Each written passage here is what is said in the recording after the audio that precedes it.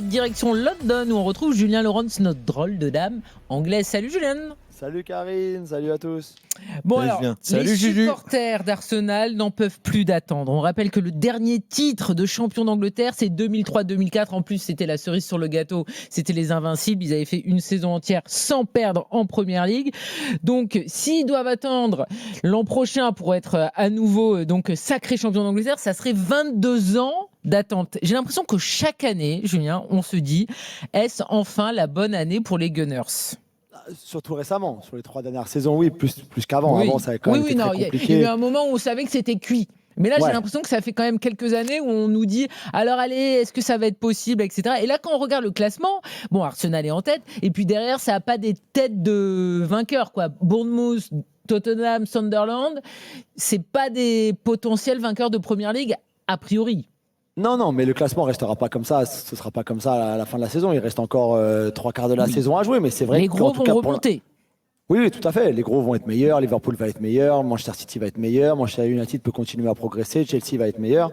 Newcastle va être meilleur aussi. Aston Villa sûrement. Donc, ce sera pas aussi facile que ça semble l'être, en tout cas pour l'instant pour Arsenal. Mais c'est vrai que déjà sur les 3 dernières années, on avait quand même senti une progression, une dynamique très positive, même s'il y avait des regrets de ne pas avoir effectivement remporté le titre, pas forcément la saison dernière contre cette équipe de Liverpool à qui tout souriait, mais surtout les 2 saisons précédentes contre Manchester City et Guardiola. Donc c'est vrai qu'il y a eu cette montée en puissance. Ils ont continué à dépenser beaucoup d'argent l'été dernier avec des recrues qui étaient ciblées par rapport à ce que voulait Arteta, par rapport à la structure de cette équipe-là, avec ballon et sans ballon. Et puis le début de saison, malgré un calendrier assez compliqué quand même, faut le dire, parce qu'ils ont déjà joué à Anfield, donc à Liverpool, à Newcastle, à Manchester United, ils ont reçu City aussi déjà cette saison en Première Ligue, et pourtant ils sont, comme tu l'as dit, premiers avec par exemple 6 points d'avance sur City, 7 points d'avance sur Liverpool, déjà une seule défaite contre Liverpool à Anfield à la 80e minute sur un coup franc direct de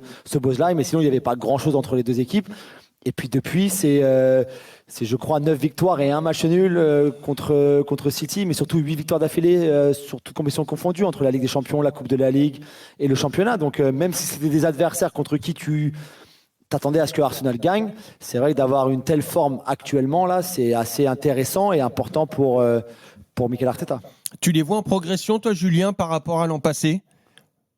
Pour moi, Dans la le plus jeu. grosse progression, Lio, c'est qu'ils ont enfin, je vais dire, ils ont la profondeur de banc L'effectif. qu'ils n'avaient pas les 2 saisons dernières. C'est-à-dire que si Saka se blesse, bah, son remplaçant, c'est Madueke, et ça reste un très bon niveau, un international anglais. Si Gyökeres est pas là, bah, c'est Kai Havertz qui était le titulaire la saison dernière. Si Gabriel se pète, par exemple, c'est Hincapié, qui est quand même champion d'Allemagne avec le Bayer Leverkusen il y a 2 saisons, invaincu, finaliste de l'Europa League, etc. International équadorien. Et quasiment à chaque poste, ta doublure, ton titulaire, c'est du très bon niveau, très haut niveau, voire classe mondiale. Ton remplaçant, c'est très très haut niveau, international, peut-être pas classe mondiale, mais pas très loin pour certains.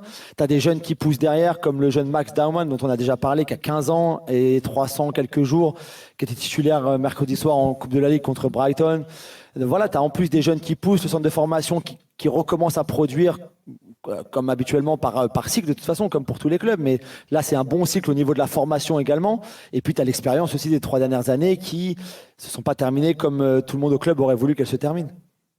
Mais par rapport à, tu en as parlé, Arteta, on rappelle, il est arrivé le 20 décembre 2019. Donc, ça date quand même. Aujourd'hui, c'est quand même assez rare qu'il y ait des entraîneurs qui durent autant sur un banc. Il a eu des moments très compliqués. Maintenant, effectivement, il a quand même trouvé son rythme de croisière. Mais pour que tout ça soit validé, il faudra forcément quand même qu'il y ait un titre de champion d'Angleterre, non ? Je veux dire, même une coupe nationale, ça suffira pas. Oui, c'est vrai que c'est ce qui manque, effectivement, tu as tout à fait raison. Ce qui manque, c'est ça, ce trophée, que ce soit un petit ou un gros. Bien sûr, alors certes, il y a cette progression, on l'a dit, même en Ligue des Champions. Ça faisait 8 ans qu'ils n'avaient pas joué avec des champions, ils viennent de faire quart de finale, demi-finale sur les 2 dernières saisons. Et contre le PSG, ils sont battus. Et finalement, si on regarde les 2 matchs, il n'y a pas non plus, encore une fois, ça ne joue pas non plus à grand-chose. Il y a quelques énormes arrêts de Donnarumma notamment et une équipe du PSG qui, à ce moment-là, marche sur l'eau. Donc, mais il y a cette progression quand même. Alors, on en revient toujours est-ce que pour, effectivement, valider un projet ou le niveau d'un entraîneur ou le niveau d'une équipe, d'un effectif, il faut absolument gagner quelque chose? Oui, sûrement, bien sûr. De toute façon, les grands champions, c'est là, ils gagnent.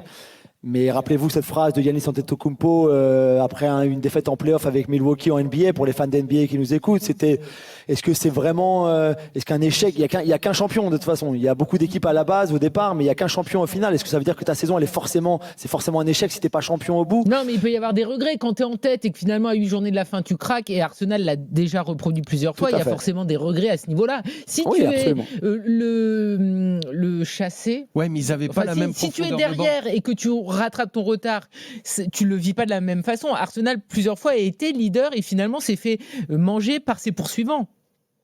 C'est vrai, tout à fait. Mais c'est vrai, Lio, j'ai entendu Lio dire juste derrière toi aussi, là, c'est vrai qu'il n'y avait pas ce banc-là. Mais c'est pas grave. Il y a la saison c'est où pour ça, non, mais c'est pour aller dans le sens de Karine aussi, c'est-à-dire qu'ils n'avaient pas, on pouvait à la limite se dire, bon, ils n'avaient pas la profondeur de banc, ils n'ont pas gagné. Là, il y a presque plus d'excuses pour eux, parce que la profondeur, elle est là. Là, tu vois, Gabriel n'est pas là, il y a plein de. Et ça continue de gagner. Ils ont pas mal d'absents, des absents de premier ordre, mais ça continue de bien jouer. Ils sont toujours dans leur 4-3-3 et c'est leur marque de fabrique et tout le monde est comme ça, l'effectif est fait comme ça. Ouais, tout à fait, c'est vrai. Mais oui, je comprends très bien le fait de ne pas avoir d'excuses si tu gagnes pas cette année. Encore plus quand tu vois les débuts de saison décevants de Liverpool, par exemple, notamment en championnat. Ils ont joué au bon moment. Oui, c'est vrai, en plus. Et cette dynamique dont on a parlé déjà avec Arsenal, le fait qu'il soit aussi fort sur coup de pied arrêté, le fait qu'il soit aussi solide défensivement, c'est la meilleure défense d'Europe. 3 buts encaissés simplement cette saison en championnat, c'est juste incroyable. Cette défense à 4 avec Raya dans les buts qu'Arteta a construit.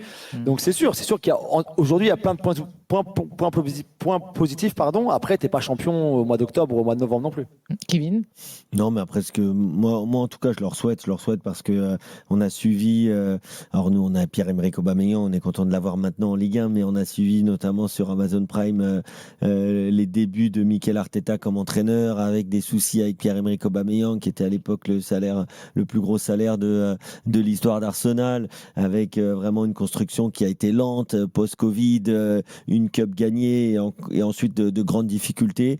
Mais pour moi, c'est l'exemple à suivre. C'est l'exemple à suivre parce que c'est un club qui a su être patient, qui a laissé du temps à son entraîneur de reprendre tout le travail qui avait été fait depuis le départ d'Arsène Wenger, où bien sûr, comme l'après Alex Ferguson, c'est jamais facile de remplacer un monument pareil.